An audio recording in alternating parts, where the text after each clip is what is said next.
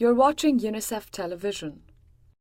As the Horn of Africa battles the worst drought in half a century, UNICEF Regional Emergency Advisor for Eastern and Southern Africa, Robert McCarthy, talks about the challenges faced in reaching those in need. The situation is extremely bad. The Horn of Africa is vulnerable to drought.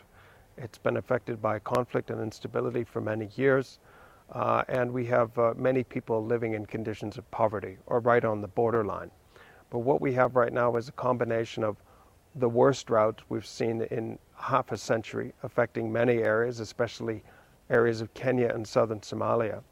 We're seeing the impact of the global increase in food prices, and at the same time the unresolved conflict in Somalia, which is leading to continuous high displacement of populations.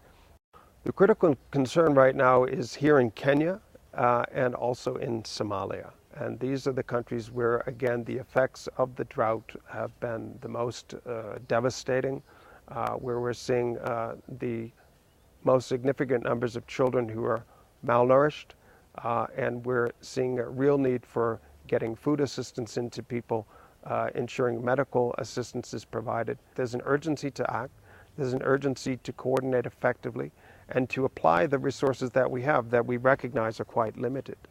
Now in Somalia, we're constrained hugely by the effects of conflict and insecurity in the south especially.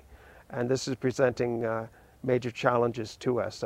As many people realize, this has been a very major problem for a good number of years. And perhaps at this point, we're experiencing the worst access to populations in southern Somalia that we've had in 20 years.